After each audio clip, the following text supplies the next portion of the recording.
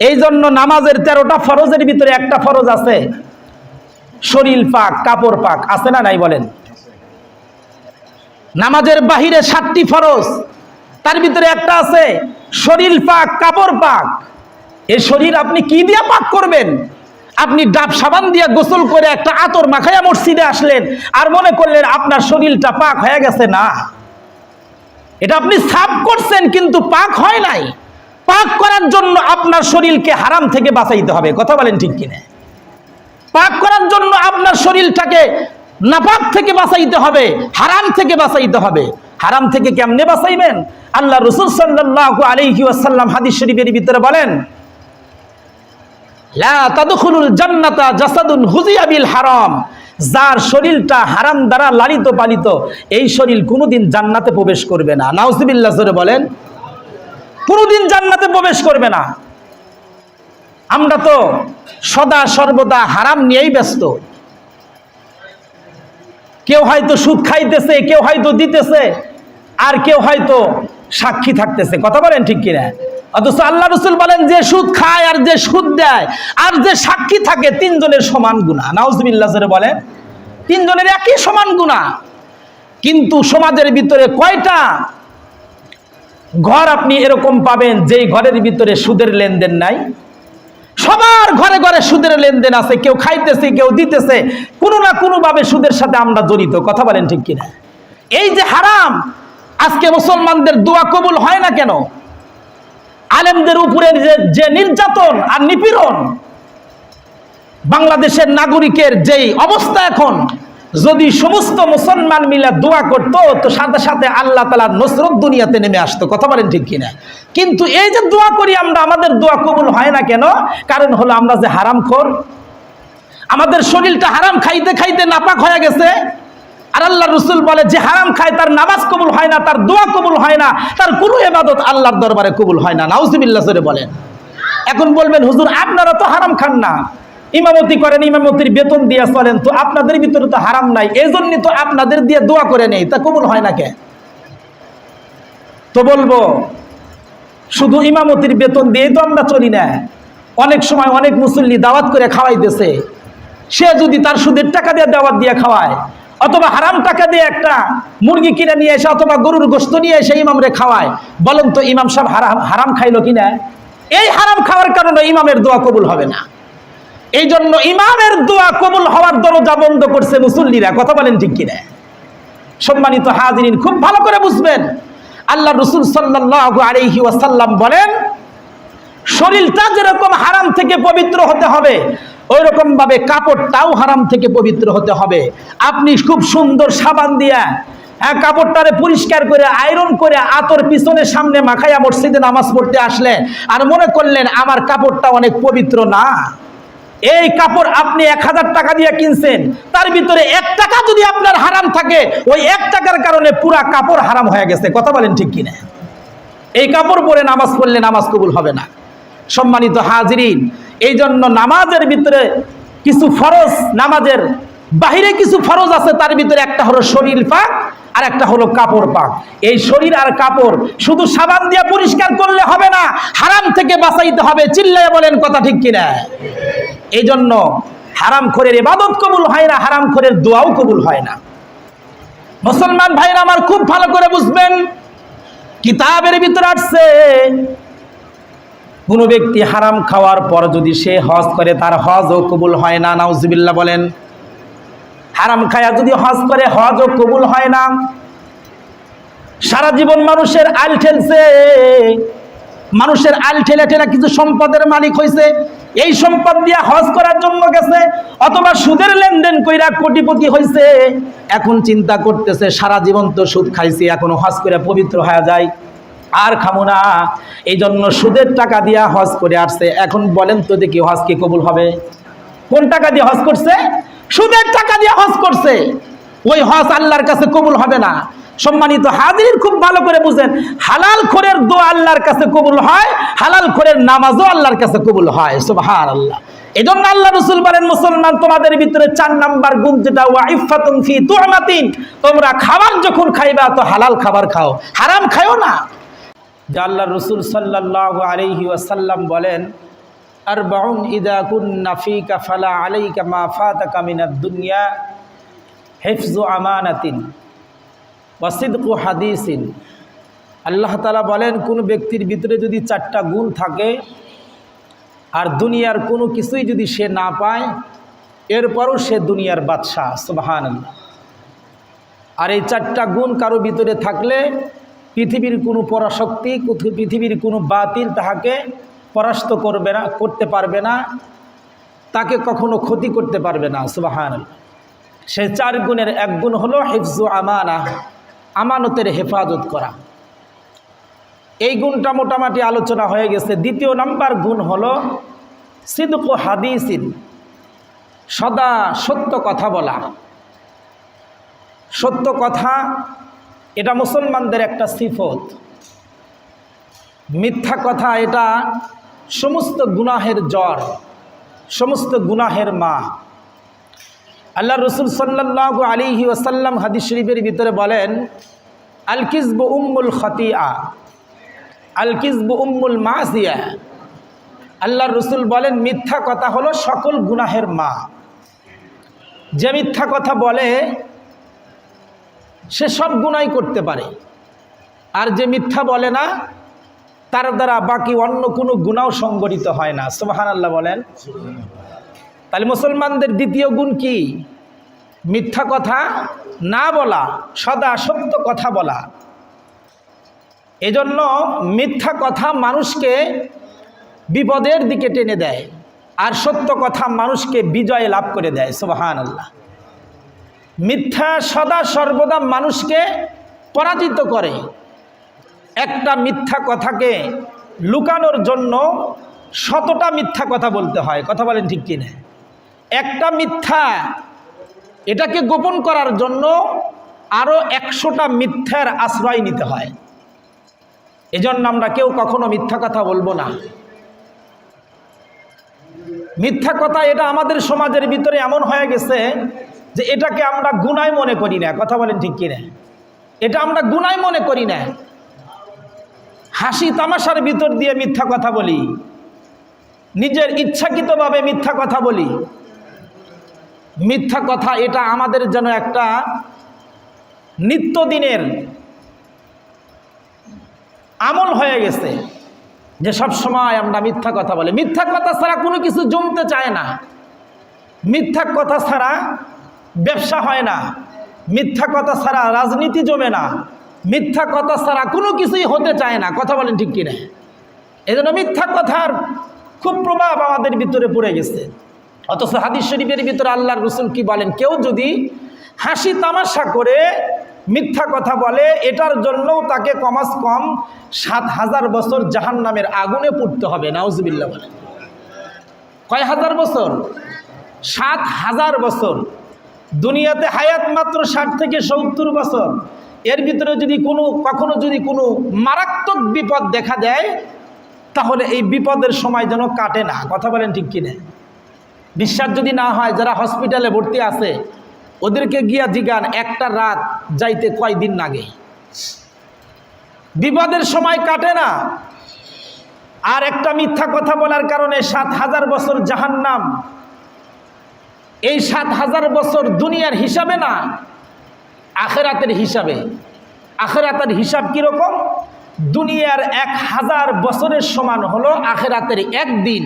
সেই তুলনায় 7000 বছর আপনাকে জাহান্নামের আগুনে পুড়তে হবে একটা মিথ্যা কথা যদি বলা হয়, এটা যদি হাসি তামাশা করেও বলা হয়। নাউজুবিল্লাহ। এজন্য আল্লাহ রাসূল সাল্লাল্লাহু আলাইহি ওয়াসাল্লামের জামানায় একজন মহিলা একটা বাচ্চাকে ডাকতেছিল, এই বাচ্চা তুমি আমার কাছে আসো। উদ্দেশ্য হলো এই মহিলা বাচ্চাটাকে আদর করবে, একটু চুমো দিবে। হাতের ভিতরে একটা খেজুর নিয়ে ডাকতেছিল, আসো তোমাকে খেজুর দিব। ওই সময় খেজুরের প্রচলন বেশি ছিল, খেজুরকে মানুষ বেশি মহাব্বত করত। সৌদি আরবদের আসল খাবার ছিল খেজুর। তো খেজুর হাতের ভিতরে নিয়ে বাচ্চাকে ডাকতেছে। আল্লাহ রসুল এটা দেখে ফেলছে। আল্লাহ রসুল মহিলাকে ডাকলেন, জিজ্ঞাসা করলেন, তুমি যে বাচ্চাটাকে ডাকলা খেজুরের কথা বলে, তোমার হাতের ভিতরে কি সত্যি খেজুর ছিল? আল্লাহ রসুল বলেন, হ্যাঁ ইয়া রাসূলুল্লাহ, আমার ভিতরে হাতের ভিতরে খেজুর ছিল। আল্লাহ রসুল বলেন, তাহলে তো ঠিক আছে, কিন্তু তুমি যদি হাতে খেজুর না নিয়ে বাচ্চাকে আদর করার জন্য মিথ্যা বলে ডাকতা যে আসো আমার কাছে খেজুর আছে তোমাকে দিব, তাহলে এটাও তোমাকে ৭,০০০ বছর জাহান্নামের আগুনে পুরাইতো। নাউজুবিল্লাহ। চিন্তা করে দেখেন, মিথ্যা কথা কত মারাত্মক গুনাহ। আমরা যারা ব্যবসা বাণিজ্য করি, কথায় কথায় মিথ্যা বলি। হুজুর কসম খেয়া বলি 50 টাকা কেজি কেনা। পিছন থেকে একজন বলে, এই কিনছো তো 25 টাকা কেজি, যে কসম খায়া 50 টাকা বললি যে? কয় এক কসমে 25 টাকা লাভ। এক কসমে কয় টাকা? এক কসমে 25 টাকা লাভ। এই জন্য কসম খাই, একটু লাভ বেশি করার জন্য। মিথ্যা কথা, এটার দ্বারা যত টাকা ইনকাম হবে সব আপনাকে ধ্বংসের দিকে নিয়ে যাবে। মিথ্যার আশ্রয় কখনো নেওয়া যাবে না মুসলমান। এটা মুসলমানের একটা গুণ যে সদা সর্বদা মুসলমান সত্যর পথে থাকবে, সত্য কথা বলবে, কখনো কাউকে ধোঁকা দিবে না। সুবহানাল্লাহ। এই জন্য আল্লাহ রসুল সাল্লাল্লাহু আলাইহি ওয়াসাল্লাম বলেন, আল কিযবু উম্মুল খতিআ, মিথ্যা কথা সকল গুনাহের মা। যার ভিতরে মিথ্যা বলার অভ্যাস আছে সে সব গুনাহ করতে পারে, আর যে মিথ্যা বলে না সে অন্য অন্য গুনাহ থেকেও বাঁচতে পারে। সুবহানাল্লাহ। এখন তো মিথ্যা কথা আমাদের ব্যবসায় পরিণত হয়ে গেছে। রাজনীতি বন্ধুরা এরাও তো আরো কথায় কথায় মিথ্যা বলে। ভোটের আগে দেখবেন, এই রাস্তা করে দিব, কালভার্ট করে দিব, ব্রিজ করে দিব, এটা করে দিব, সেটা করে দিব, মসজিদ মাদ্রাসা বিভিন্ন কিছু। পিছন থেকে অ্যাসিস্ট্যান্ট যে পিএস ডাক দেয়, বলে স্যার এত যে ওয়াদা দিতেছেন করতে কি পারবেন? কয় আরে বুঝোস না, এটা রাজনীতির ওয়াদা। বলে যায় না, দিতে পারি আর না পারি। সম্মানিত হাজিরিন, এই যে মিথ্যা কথা, এটা প্রত্যেকটা মিথ্যা কথার বিনিময়ে আপনাকে ৭,০০০ বছর জাহান্নামের আগুনে পুড়তে হবে। নাউজুবিল্লাহ। এই জন্য মিথ্যা কথা বলবো না আজ থেকে ইনশাআল্লাহ। নিয়ত করতে পারি তো ইনশাআল্লাহ মিথ্যা কথা বলবো না। আমরা তো কথায় কথায় মিথ্যা বলি, কিন্তু আগের যুগের মানুষ তারা মিথ্যা কথা কখনো বলতো না। সব কিছু হেরে গেছে, এরপরেও মিথ্যা বলতো না, সব সময় সত্যের উপর অটল থাকতো। হিন্দুস্তানের একটা ওয়াকিয়া, হযরত জাকারিয়া রহমাতুল্লাহি আলাইহির বাবা ইয়াহইয়া কান্দলবি রহমাতুল্লাহি আলাইহি বয়স যখন অনেক বেশি, বৃদ্ধ হয়ে গেছেন, এমতো অবস্থায় ভারতের হিন্দুস্থানে একটা মসজিদ নিয়ে গন্ডগোল। একই এলাকায় মুসলমান বসবাস করে, একই এলাকায় হিন্দু বসবাস করে। যেমন আপনাদের এলাকা হিন্দু মুসলমান পাশাপাশি না, তো একটা জায়গা এক সময় মুসলমানরা ওখানে মসজিদ করে, আবার এক সময় হিন্দুরা মসজিদ ভেঙ্গে দিয়া মন্দির করে। দুই দলের ভিতরে দ্বন্দ্ব, ফাসাদ, মারামারি। যখন হিন্দুদের ক্ষমতা বেশি হয় তখন তারা মন্দির করে, মুসলমানদের ক্ষমতা যখন বেশি হয় তখন মন্দির ভেঙ্গে দিয়া মসজিদ করে। মুসলমানরা বলে এটা একটা খাদ জায়গা, আমরা সর্বপ্রথম মসজিদ করছি এই জায়গা মসজিদে সারা জীবন। হিন্দুরা বলে না, আমরা সর্বপ্রথম মন্দির করছি, এই জন্য এই জায়গা আমাদের। দুই দলের ভিতরে যখন দ্বন্দ্ব লেগে গেছে, তখন হিন্দু মুসলমান এবার দুই দল বসে একটা মীমাংসায় আসে। বলে শোনো, আমরা দুইজনে মিলামিশে খাই এই জায়গাটা। কিভাবে মিলামিশে খাবো? বলে তোমরা মুসলমান আর আমরা হিন্দু সকলেই মিলে আদালতে যাই, আদালত যার পক্ষে রায় দিবে তারাই এই জমিটাকে দখল করে খাবে। যদি আদালত মুসলমানদের দিয়ে দেয় তাহলে এখানে সারা জীবনের জন্য মসজিদ হবে, আর যদি আদালতের বিচারক এটা মন্দিরে দিয়ে দেয়, তাহলে হিন্দুদের দিয়ে দেয়, তাহলে এই জায়গাটা সারা জীবনের জন্য মন্দির হয়ে যাবে। তো হিন্দু আর মুসলমান মিলে খাইতেছে। ভাই ঠিক আছে চলো যাই, আদালতে যাই। তো আদালতে গেছে, আদালতে যাওয়ার পরে বিচারক বলতেছে তোমাদের এই বিচার কি দিয়া করব, নথিপত্র এর বিচার কি দিয়া করব? তোমরা একটা কাজ করো, তোমাদের এলাকায় সবচাইতে প্রবীণ ব্যক্তিত্ব, যে সবচাইতে বয়স বেশি, এরকম একজন ব্যক্তিকে নিয়ে আসো, তার কথার সাক্ষীতে এই জায়গা হয় মসজিদ হবে, না হলে মন্দির হবে। এবার হিন্দু মুসলমান দুই দল চলে আসছে, আইসা এলাকার ভিতরে খুঁজে খুঁজে দেখে সব চাইতে বেশি বয়স্ক হলো হযরত জাকারিয়া রহমতুল্লাহ আলাইহির বাবা ইয়াহইয়া কান্দলবী রহমতুল্লাহি আলাইহি। সে একজন মুসলমান। এবার মুসলমানরা চিন্তা করতেছে, ইয়াহইয়া কান্দলবী সে তো একজন মুসলমান, আদালতে সে গিয়া তো আমাদের মসজিদের পক্ষে সাক্ষী দিবে।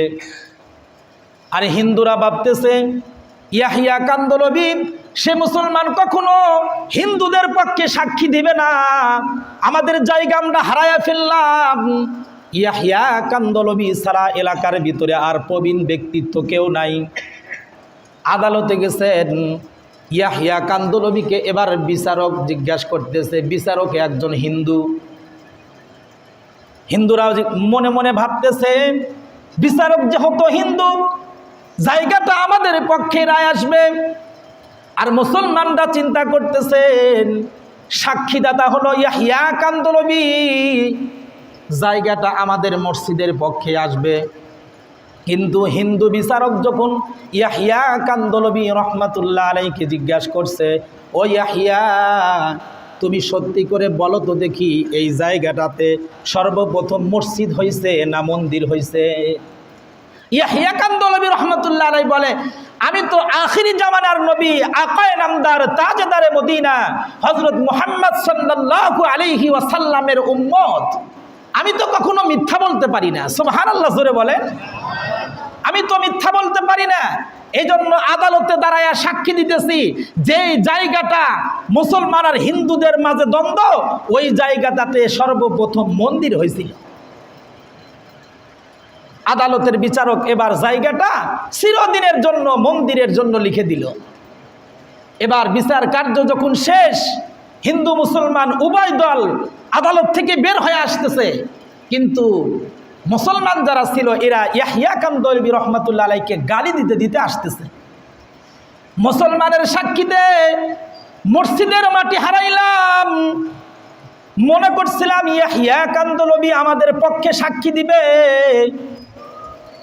কিন্তু ইয়াহইয়া কান্দলবীর সাক্ষীতে আজকে মসজিদের মাটি মন্দিরে দিয়ে আসলাম।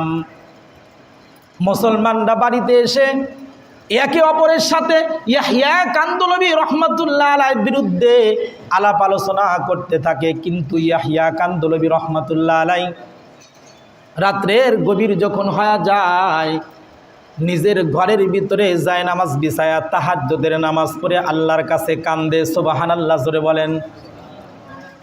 ইয়াহইয়া কান্দলবী রহমাতুল্লাহ আলাইহি আল্লাহর কাছে কাঁদতেছেন। এমতো অবস্থায় দেখেন ঘরের বাহিরে শত শত মানুষের পায়ের আওয়াজ পাওয়া যায়। ইয়াহইয়া কান্দলবী রহমাতুল্লাহ আলাইহি মনে করতেছেন মুসলমানরা হয়তো ক্ষিপ্ত হয়ে আমার ঘর বাড়ি ভাঙার জন্য আসছে, কারণ মসজিদের জমিটা তো সাক্ষী দিয়া মন্দিরের জন্য দিয়ে আসলাম। ইয়াহইয়া কান্দলবী রহমাতুল্লাহ আলাইহি ঘরের দরজা খুলছেন। ঘরের দরজা খুলে এবার বাহিরে এসে দেখে শত শত হিন্দুরা কাতার বন্দী হয়ে ঘরের সামনে দাঁড়ায় আছে।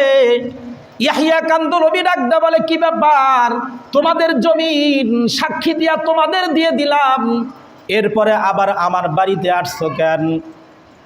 হিন্দুরা তখন চোখের পানি ফেলে দিয়ে বলে, ও ইয়াহইয়া কান্দলবী, যেই ধর্ম পালন করলে আদালতে দাঁড়ায় একটা মিথ্যা কথা বলা যায় না, মিথ্যা সাক্ষী দেওয়া যায় না, সেই ধর্ম গ্রহণ করার জন্য তোমার বাড়িতে আসছি। সুবহানাল্লাহ, জোরে বলেন। সেই ধর্ম গ্রহণ করার জন্য তোমার বাড়িতে আসছি। ইয়াহইয়া কান্দলবী রে, তুমি আমাদের কালেমা পড়ে মুসলমান বানায়া দাও, আর আগামীকাল ফজরের নামাজটা তোমার পিছনে তোমার ইমাম বানায়া আমরা তোমার পিছনে ওই জায়গাতে মসজিদ নামে মসজিদের জন্য উদ্বোধন করব, আর সেখানে তোমার ইমাম বানায় আমরা ফজরের নামাজ আদায় করব। সুবহানাল্লাহ। এটা হলো মুসলমানের একটা গুণ, একটা সিফত, যে সব সময় সত্য কথা বলবে। ইয়াহইয়া কান্দলবী রহমাতুল্লাহ আলাইহি আদালতে দাঁড়ায়া সত্য কথা বলছেন, কিন্তু সত্যে কি পরাজয় হয়েছে না বিজয় হয়েছে? বিজয়। এজন্য মিথ্যায় পরাজয়, সত্যই বিজয়। সত্য সবসময় মানুষকে ন্যায়ের দিকে নিয়ে আসে, আর মিথ্যা মানুষকে সবসময় ক্ষতিগ্রস্ত করে। মুসলমান কখনো মিথ্যা বলতে পারে না, জীবন চলে গেলেও কখনো মিথ্যা কথা বলতে পারে না। এজন্য মুনাফিকের কিছু আলামত আছে, আমানতের খেয়ানত করা, আর কথায় কথায় মিথ্যা বলা, কথায় কথায় মানুষকে গালি দেওয়া। আর যে মুমিন, যে মুসলমান, সে কখনো মিথ্যা বলতে পারে না, সে কখনো আমানতের খেয়ানত করতে পারে না, সে কখনো মানুষকে গালি দিতে পারে না। সুবহানাল্লাহ। এই জন্য আমাদের ভিতরে একটা গুণ থাকা চাই, যেই গুণটা হলো আমরা কখনো মিথ্যা কথা বলবো না। আল্লাহর রাসূল বলেন, আরবাউন ইদা কুন্না ফিকা ফালা আলাইকা মা ফাতাকা মিনাদ দুনিয়া হিফযু আমানাতিন। মুসলমানের এক নাম্বার গুণ হলো আমানতের হেফাজত, অসিদকু হাদিসিন। দুই নাম্বার গুণ হলো মুসলমান কখনো মিথ্যা বলবে না। তিন নাম্বার গুণ হলো ওয়া হুসনু খালিকাতিন। মুসলমানের চরিত্র হবে, মুসলমানের আখলাক হবে সবচাইতে সুন্দর। সুবহানাল্লাহ বলেন। মুসলমানের চরিত্র দেখে আগের যুগের কাফেররা মুসলমান হয়ে গেছে। সুবহানাল্লাহ। কিন্তু এখন আমাদের চরিত্র দেখা মুসলমান কাফের হয়ে যায়। কথা বলেন ঠিক কিনা? এখন মুসলমানদের চরিত্র দেখা মুসলমান কাফের হয়ে যায়। যেমন একটা কিতাব লেখা হয়েছে, কিতাবের নাম হলো দি 100, অর্থাৎ বাংলাতে তর্জমা করা হয়েছে 100 মনীষীর জীবনী।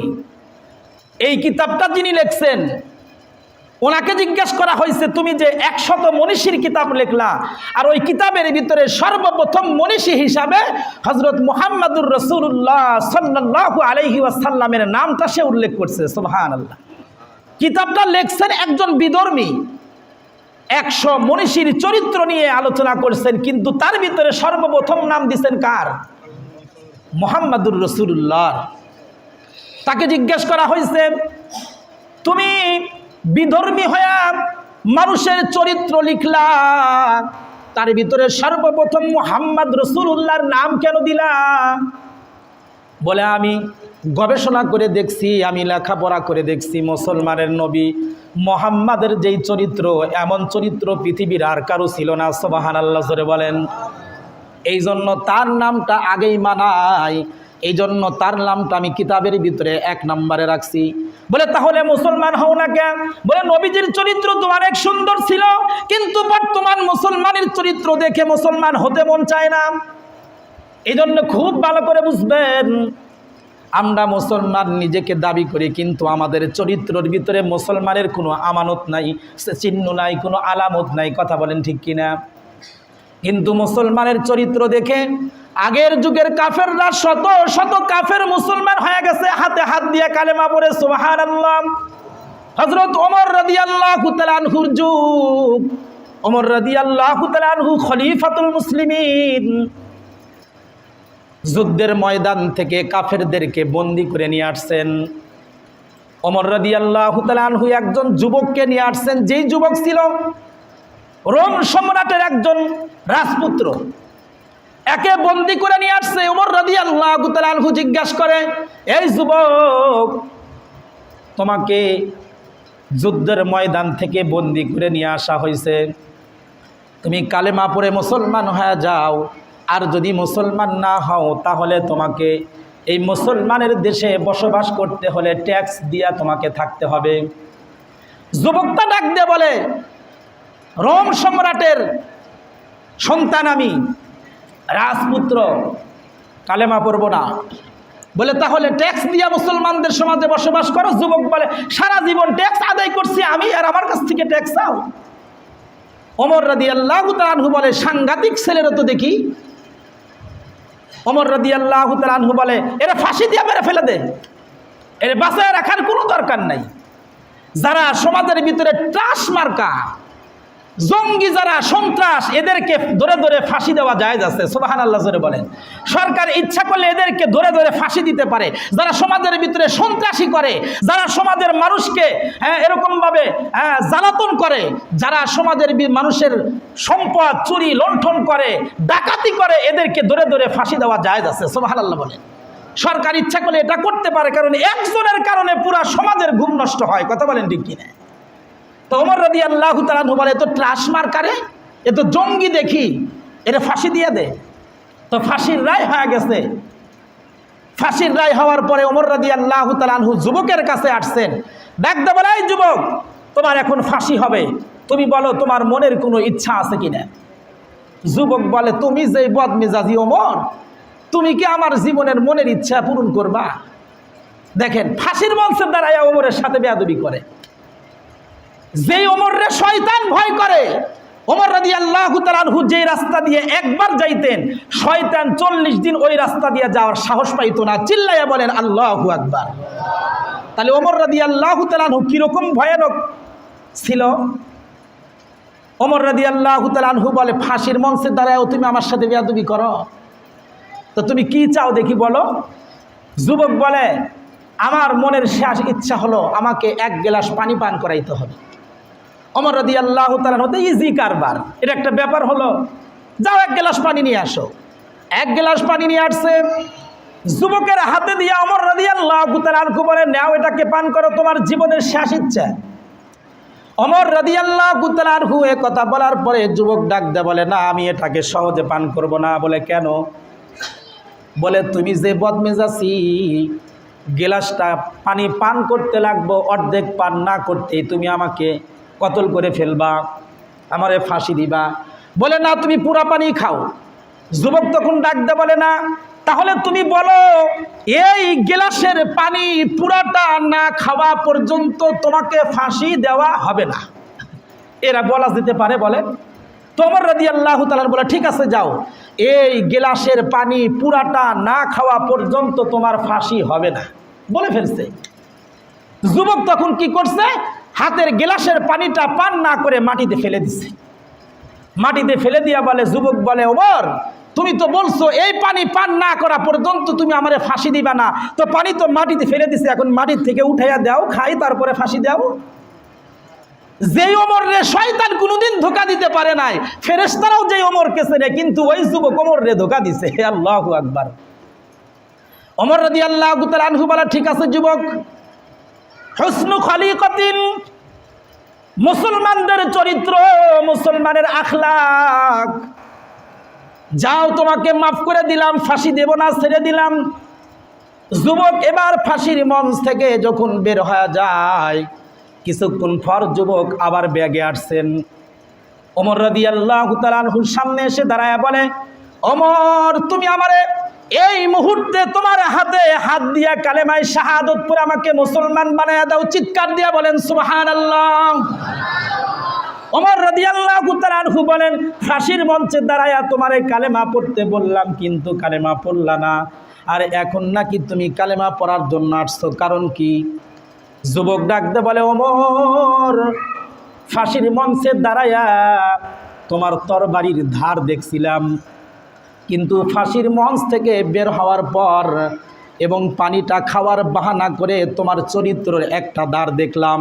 চিন্তা করে দেখলাম, ওমরের চরিত্র যদি এত সুন্দর হয়, ওমরের আখলাক যদি এত ভালো হয়, তাহলে ওমরের নবী মুহাম্মাদুর রাসূলুল্লাহর চরিত্র না জানি কত ভালো ছিল। সুবহানাল্লাহ। এই জন্য তোমার চরিত্রের ধার দেখা মুসলমান হওয়ার জন্য আবার তোমার কাছে আসছি। এই জন্য মুসলমানের কিছু গুণ দেখা কালেমারা ও কাফেররা মুসলমান হইতো, কিন্তু এখন আমাদের ভিতরে আমানতের কোনো হেফাজত নাই, কথাই কথাই মিথ্যা বলে, আর আমাদের চরিত্রের ভিতরে শুধু কালো দাগ পড়ে গেছে, চরিত্রে এখন আর মুসলমানের ভালো নাই। কথা বলেন ঠিক কিনা? চিন্তা করে দেখেন, একটু গভীর চিন্তা করে দেখেন, মুসলমান সমাজে কয়জন মুসলমানের চরিত্র এখন ভালো আছে? এরকম চিন্তা ভাবনা করলে দেখা যায় মুসলমানের চরিত্র নাই বলতে কিছুই নাই। কথা বলেন ঠিক কিনা? চরিত্র এখন আমাদের নষ্ট হয়ে গেছে, আর আমাদের চরিত্র নষ্ট হওয়ার কারণে আমাদের পাশের মুসলমান, পাশের হিন্দু যারা, এরা এখন বলে কি জানেন? কয় মুসলমান হলো সবচাইতে নিকৃষ্ট একটা ধর্ম। কথা বলেন ঠিক কিনা? নাউজুবিল্লাহ। অথচ আল্লাহ কি বলে? আল্লাহ বলে, ইন্নাদ দীনা ইনদাল্লাহিল ইসলাম ওয়া মান ইয়াবতাগি গায়রাল ইসলামি দীনান ফালা ইউকবালা মিন। আল্লাহ তাআলা বলেন, এই পৃথিবীতে যদি একটা ধর্ম থাকে, সেটা হলো একমাত্র সুন্দর ধর্ম হলো মুসলমান ধর্ম। সুবহানাল্লাহ। কিন্তু এই ধর্মটাকে আমরা আমাদের চরিত্র দিয়ে এটাকে কালেমা লোপন করছি, এটাকে আমরা সমাজের ভিতরে নিকৃষ্ট করে ফেলছি। কথা বলেন ঠিক কিনা? এজন্য আজ থেকে আমরা ওয়াদা করি আল্লাহ তাআলার কাছে, আল্লাহ আজ থেকে আর আমরা আমানতের খিয়ানত করব না, আর কখনো মিথ্যা কথা বলবো না, আর চরিত্র ধ্বংস করব না। আল্লাহ রসুল বলেন 4 নাম্বার গুণ হলো ওয়াইফাতুন ফি তুমাতিন, খাবার যখন খাইবা তো হালাল খাবার খাইবা, হারাম খাবার খাবা না। কারণ হারাম খাবার খাইলে ইবাদত বন্দেগী কবুল হয় না। নাউজুবিল্লাহ জোরে বলেন। হারাম খাবার খাইলে কি হয় না? ইবাদত বন্দেগী কবুল হয় না। এই জন্য নামাজের 13টা ফরজের ভিতরে একটা ফরজ আছে শরীর পাক, কাপড় পাক, আছে না নাই বলেন? নামাজের বাহিরে 7টি ফরজ, তার ভিতরে একটা আছে শরীর পাক, কাপড় পাক। এই শরীর আপনি কি দিয়ে পাক করবেন? আপনি ডাব সাবান দিয়ে গোসল করে একটা আতর মাখায়া মসজিদে আসলেন আর মনে করলেন আপনার শরীরটা পাক হয়ে গেছে, না। এটা আপনি সাফ করছেন কিন্তু পাক হয় নাই। পাক করার জন্য আপনার শরীরকে হারাম থেকে বাঁচাইতে হবে। কথা বলেন ঠিক কিনা? পাক করার জন্য আপনার শরীরটাকে নাপাক থেকে বাঁচাইতে হবে, হারাম থেকে বাঁচাইতে হবে। হারাম থেকে কেমনে বাঁচাইবেন? আল্লাহ রাসূল সাল্লাল্লাহু আলাইহি ওয়াসাল্লাম হাদিস শরীফের ভিতরে বলেন, লা তাদখুলুল জান্নাতা জাসাদুন হুজিয়া বিল হারাম, যার শরীরটা হারাম দ্বারা লালিত পালিত, এই শরীর কোনোদিন জান্নাতে প্রবেশ করবে না। নাউজুবিল্লাহ জোরে বলেন। কোনোদিন জান্নাতে প্রবেশ করবে না। আমরা তো সদা সর্বদা হারাম নিয়েই ব্যস্ত। কেউ হয়তো সুদ খাইতেছে, কেউ হয়তো দিতেছে, আর কেউ হয়তো সাক্ষী থাকতেছে। কথা বলেন ঠিক কিনা? অথচ আল্লাহ রসুল বলেন যে সুদ খায় আর যে সুদ দেয় আর যে সাক্ষী থাকে 3 জনের সমান গুনাহ। নাউজুবিল্লাহ জোরে বলেন। 3 জনের একই সমান গুনাহ। কিন্তু সমাজের ভিতরে কয়টা ঘর আপনি এরকম পাবেন যেই ঘরের ভিতরে সুদের লেনদেন নাই? সবার ঘরে ঘরে সুদের লেনদেন আছে। কেউ খাইতেছে, কেউ দিতেছে, কোনো না কোনোভাবে সুদের সাথে আমরা জড়িত। কথা বলেন ঠিক কিনা? এই যে হারাম, আজকে মুসলমানদের দোয়া কবুল হয় না কেন? আলেমদের উপরে যে নির্যাতন আর নিপীড়ন, বাংলাদেশের নাগরিকের যেই অবস্থা এখন, যদি সমস্ত মুসলমান মিলে দোয়া করতো তো সাথে সাথে আল্লাহ তাআলার নসরত দুনিয়াতে নেমে আসতো। কথা বলেন ঠিক কিনা? কিন্তু এই যে দোয়া করি আমরা, আমাদের দোয়া কবুল হয় না কেন? কারণ হলো আমরা যে হারামখোর, আমাদের শরীরটা হারাম খাইতে খাইতে নাপাক হয়ে গেছে। আর আল্লাহ রসুল বলে যে হারাম খায় তার নামাজ কবুল হয় না, তার দোয়া কবুল হয় না, তার কোনো ইবাদত আল্লাহর দরবারে কবুল হয় না। নাউজুবিল্লাহ জোরে বলেন। এখন বলবেন হুজুর আপনারা তো হারাম খান না, ইমামতি করেন, ইমামতির বেতন দিয়ে চলেন, তো আপনাদের ভিতরে তো হারাম নাই, এই জন্যই তো আপনাদের দিয়ে দোয়া করে নেই, তা কবুল হয় না কে? তো বলবো শুধু ইমামতির বেতন দিয়েই তো আমরা চলি না। অনেক সময় অনেক মুসল্লি দাওয়াত করে খাওয়াইতেছে, সে যদি তার সুদের টাকা দিয়ে দাওয়াত দিয়ে খাওয়ায়, অথবা হারাম টাকা দিয়ে একটা মুরগি কিনে নিয়ে এসে অথবা গরুর গোশত নিয়ে এসে ইমামরে খাওয়ায়, বলেন তো ইমাম সাহেব হারাম খাইলো কিনা? এই হারাম খাওয়ার কারণে ইমামের দোয়া কবুল হবে না। এই জন্য ইমামের দোয়া কবুল হওয়ার দরজা বন্ধ করছে মুসল্লিরা। কথা বলেন ঠিক কিনা? সম্মানিত হাজিরিন, খুব ভালো করে বুঝবেন, আল্লাহ রাসূল সাল্লাল্লাহু আলাইহি ওয়াসাল্লাম বলেন, শরীরটা যেরকম হারাম থেকে পবিত্র হতে হবে, ওই রকম ভাবে কাপড়টাও হারাম থেকে পবিত্র হতে হবে। আপনি খুব সুন্দর সাবান দিয়া কাপড়টারে পরিষ্কার করে আয়রন করে আতর পিছনের সামনে মাখাইয়া মসজিদে নামাজ পড়তে আসলেন আর মনে করলেন আমার কাপড়টা অনেক পবিত্র না। এই কাপড় আপনি 1000 টাকা দিয়ে কিনছেন, তার ভিতরে 1 টাকা যদি আপনার হারাম থাকে, ওই 1 টাকার কারণে পুরা কাপড় হারাম হয়ে গেছে। কথা বলেন ঠিক কিনা? এই কাপড় পরে নামাজ পড়লে নামাজ কবুল হবে না। সম্মানিত হাজিরিন, এই জন্য নামাজের ভিতরে কিছু ফরজ, নামাজের বাহিরে কিছু ফরজ আছে, তার ভিতরে একটা হলো শরীর পাক আর একটা হলো কাপড় পাক। এই শরীর আর কাপড় শুধু সাবান দিয়ে পরিষ্কার করলে হবে না, হারাম থেকে বাঁচাইতে হবে। চিল্লায় বলেন কথা ঠিক কিনা? এই জন্য হারামখোরের ইবাদত কবুল হয় না, হারামখোরের দোয়াও কবুল হয় না। মুসলমান ভাইরা আমার খুব ভালো করে বুঝবেন, কিতাবের ভিতরে আসছে কোনো ব্যক্তি হারাম খাওয়ার পর যদি সে হজ করে তার হজও কবুল হয় না। নাউজুবিল্লাহ বলেন। হারাম খায়া যদি হজ করে হজও কবুল হয় না। সারা জীবন মানুষের আইল ঠেলছে, মানুষের আল ঠেলা ঠেলা কিছু সম্পদের মালিক হয়েছে, এই সম্পদ দিয়ে হজ করার জন্য গেছে, অথবা সুদের লেনদেন কইরা কোটিপতি হয়েছে, এখন চিন্তা করতেছে সারা জীবন তো সুদ খাইছি, এখন হজ করে পবিত্র হয়ে যায়, আর খামো না, এই জন্য সুদের টাকা দিয়া হজ করে আসছে। এখন বলেন তো দেখি হজ কি কবুল হবে? কোন টাকা দিয়ে হজ করছে? সুদের টাকা দিয়ে হজ করছে। ওই হজ আল্লাহর কাছে কবুল হবে না। সম্মানিত হাজির, খুব ভালো করে বুঝেন, হালাল খোরের দোয়া আল্লাহর কাছে কবুল হয়, হালাল খোরের নামাজও আল্লাহর কাছে কবুল হয়। সুবহানাল্লাহ। এই জন্য আল্লাহ রাসূল বলেন, মুসলমান তোমাদের ভিতরে 4 নাম্বার গুণ যেটা, ওয়া ইফাতুন ফি তু'মাতিন, তোমরা খাবার যখন খাইবা তো হালাল খাবার খাও, হারাম খাও না। কারণ হারাম খোরের ব্যবহার বড় খারাপ হয়, হারাম খোরের জবানটা বড় কর্কশ হয়। এই জন্য দেখবেন পশু পাখির ভিতরে কুকুর যেগুলো আছে, এই কুকুর কিন্তু হারাম খাবার বেশি খায়। কথা বলেন ঠিক কিনা? মানুষের বিষটা খায়, মানুষের বাড়িতে চুরি করে খায়। এই জন্য দেখবেন কুকুরের আওয়াজটা এত কর্কশ, কুকুরের আওয়াজ শুনলে ছোট ছোট বাচ্চারা ভীতিতে ঘরের ভিতরে লুকাইয়া পড়ে। কথা বলেন ঠিক কিনা? কিন্তু আর একটা পশু আছে, গৃহপালিত পশু, বিড়াল। এই বিড়াল যদি চুরি করে খায় তারপরও দুধ খায় আর ইলিশ মাছ খায়। কথা বলেন ঠিক কিনা? ও কখনো মরা জিনিস খায় না। এই জন্য বিড়াল হালাল খাবার খায়। এই জন্য বিড়ালের আওয়াজের ভিতরে একটা মিষ্টতা আছে। কথা বলেন ঠিক কিনা? ছোট বাচ্চারা বিড়াল ডাক দিলে ভয় পায় না, এটাকে ধরার জন্য কোলের ভিতরে নিয়ে ম্যাও ম্যাও করে খেলে। কথা বলেন ঠিক কিনা? কারণ কি? কারণ হলো বিড়াল হালাল খায় আর কুকুর হারাম খায়। ঠিক ওই রকম ভাবে সমাজের ভিতরে যারা হারাম খায়, এদের আওয়াজের ভিতরে একটা ভীতি চলে আসে। এদেরকে দেখলে দোকানদারের ঝাঁপ নামায়া দেয়। কথা বলেন ঠিক কিনা? ওই যে আসতেছে হারামখোর, হয়তো আমার এখান থেকে কিছু চাঁদা উঠাইবে। আর যারা হালাল খোর, এদেরকে দেখলে মানুষ আগায় আসে সালাম মুসাফা করার জন্য। সুবহানাল্লাহ জোরে বলেন। এই জন্য হারাম খাবো না। আপনার দিলের ভিতরে যা থাকে চেহারার ভিতরে এটা ফুটে ওঠে। কথা বলেন ঠিক কিনা? কারণ চেহারা হলো মানুষের শরীরের একটা রাজধানী। অনেক সময় দেখবেন আপনার গরম লাগছে, ফ্যান চলতেছে, আপনার শরীরে বাতাস লাগে, কাজ হয় না। কিন্তু বাতাসটা যদি আপনার চেহারায় লাগে অতি তাড়াতাড়ি পুরা শরীর ঠান্ডা হয়। কথা বলেন ঠিক কিনা? কারণ কি? কারণ চেহারা যে রাজধানী, রাজধানী শান্ত হলে পুরা শরীর শান্ত, রাজধানী শান্ত হলে পুরা দেশ শান্ত। সুবহানাল্লাহ জোরে বলেন। এই জন্য বাংলাদেশের রাজধানী ঢাকা যখন অশান্ত হয়, যখন কোনো অশান্তি দেখা দেয়, তখন পুরা দেশ অশান্তি হয়। কথা বলেন ঠিক কিনা? পুরা দেশ অশান্তি হয়। এই জন্য মানুষের কলবের ভিতরে যা থাকে, মানুষের চেহারার ভিতরে এটা প্রস্ফুটিত হয়ে ওঠে। এটা মানুষের চেহারা দেখলে বোঝা যায় মানুষটা হালাল খোর না হারাম খোর, মানুষটা নামাজি না বেনামাজি, মানুষটা আল্লাহ বলা না আল্লাহ ভোলা। চেহারা দেখলে বোঝা যায়। আল্লাহ রাসূল বলেন, যাদের চেহারা দেখলে তোমাদের আল্লাহর কথা স্মরণ হয়, বুঝবা লোকটা আল্লাহওয়ালা, তাদের সংস্পর্শে থাকো, তাদের সাথে লেনদেন করো, তাদের সাথে উঠা বসা করো। সুবহানাল্লাহ জোরে বলেন।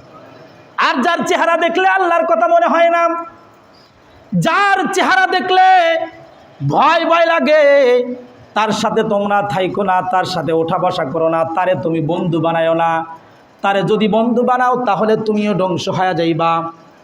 এই জন্য কিতাবের ভিতরে আমরা পড়ছিলাম, কোনো ব্যক্তি ভালো না মন্দ এটা যদি দেখতে চাও, তাহলে তার বন্ধুরে তালাশ করো, দেখো তার সম্পর্ক কার সাথে, ভালো মানুষের সাথে না খারাপ মানুষের সাথে। যদি ভালো মানুষের সাথে বন্ধুত্ব হয় তাহলে বুঝবা লোকটা ভালো, আর যদি খারাপ মানুষের সাথে বন্ধুত্ব হয় তাহলে মনে করবা এই লোকটাও খারাপ। কথা বলেন ঠিক কিনা? মুসলমান ভাইরা আমার, হালাল খাবারের ভিতরে কিছু বরকত আছে, কিছু রহমত আছে। ইমাম আবু হানিফা রহমাতুল্লাহি আলাই অথবা ইমাম শাফি রহমাতুল্লাহ আলাই ঘটনা কিতাবের ভিতরে আসছে, একদিন তার ছাত্রর বাড়িতে দাওয়াত খাওয়ার জন্য গেছেন। ইমাম আবু ইউসুফ রহমাতুল্লাহ আলার বাড়িতে ইমাম আবু ইউসুফ রহমাতুল্লাহ আলার তার কন্যাকে দ্বারা রান্না করাইছেন। এবার রান্না করানোর পরে ইমামে আজম আবু হানিফা রহমাতুল্লাহ আলাই যখন খাইতে বসছেন, তার সামনে 4 জনের খাবার একসঙ্গে দিছেন। কিন্তু ইমাম আবু হানিফা রহমাতুল্লাহ আলাই খাবার খাইতে খাইতে 4 জনের খাবার একাই খায়া ফেলছে। সুবহানাল্লাহ জোরে বলেন। 4 জনের খাবার যখন একা খাইছে, এবার তার ছাত্রের মেয়ে তার বাবাকে ডাক দেয়, বলে বাবা এটাই বুঝি আপনার ওস্তাদ? রাক্ষসের মতো একটা ওস্তাদ পাইছেন যে 4 জনের খাবার একা খায়া ফেলছে, কিছু রাখে নাই। তো বাবা সন্তানকে কিছু বলে নাই। এরপরে কন্যাটা কি করছে, ইমাম আবু হানিফা রহমাতুল্লাহ আলাইহির দরজার সামনে 1 বদনা পানি রেখে দিচ্ছে, যে আল্লাহওয়ালা মানুষ রাত্রিতে হয়তো তাহাজ্জুদ পড়বে, ওযু করার প্রয়োজন পড়তে পারে, ঘুম থেকে উঠে না জানি কারে ডাকবে, 1 বদনা পানি দরজার সামনে রেখে দিই। তো ইমাম আবু হানিফা রহমতুল্লাহ আলাই পানির প্রয়োজন হয় নাই, ওযু করেন নাই।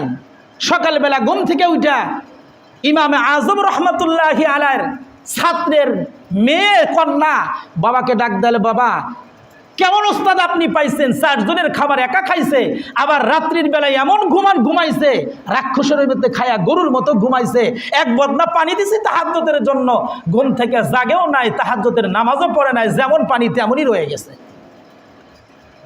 তো ছাত্র বাবা তো মেয়ের কাছে লজ্জা পেয়ে গেছে।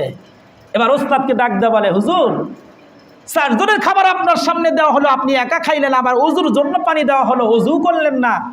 আমার মেয়ে তো আপনার কাছে প্রশ্ন রাখে, তো আপনি একটু জবাব দিয়ে দেন, 4 জনের খাবার একা কেন খাইলেন? ইমামে আজম আবু হানিফা রহমতুল্লাহ আলাই বলে, আমি যখন খাবার খাইছি তো খাবার খাওয়ার সময় দেখি এই খাবারের ভিতরে আল্লাহ পাক রব্বুল আলামিনের পক্ষ থেকে হালালিয়াতের নূর নাজিল হইতেছে। সুবহানাল্লাহ জোরে বলেন। এমন একটা বাবুর্চি এটা পাক করছে যে নাপাক অবস্থায় খাবার পাকায় নাই, ওযু ছাড়া কখনো পাকায় না, আর এই খাবারের ভিতরে হালাল এত বেশি যে আল্লাহ পাকের রহমত নাজিল হতেছিল, এই জন্য হালাল খাবার তো খাইতে খাইতে পুরাটাই খেয়ে ফেলছি। সুবহানাল্লাহ জোরে বলেন। আর এই খাবার খাওয়ার পরে তোমার কন্যা যে আমাকে ওযুর জন্য 1 বাদনা পানি আমার রুমের সামনে দিছিল, এটার ওযুর প্রয়োজন হয় নাই, কারণ হলো হালাল খাবার খাইছি তো ইমানের নূর বৃদ্ধি পাওয়া গেছে। সারা রাত্রি নামাজের ভিতরে দাঁড়ায় ছিলাম, আর একটা আয়াতকে গবেষণা করে সারা রাত্রি 100টা মাসআলা এক আয়াত থেকে আমি বের করছি, ঘুমাই নাই তো এই জন্য ওযুর প্রয়োজন হয় নাই, এই জন্য একই ওযু দ্বারা এশার নামাজ পড়ছি, আবার ফজরের নামাজও আদায় করছি। সুবহানাল্লাহ জোরে বলেন।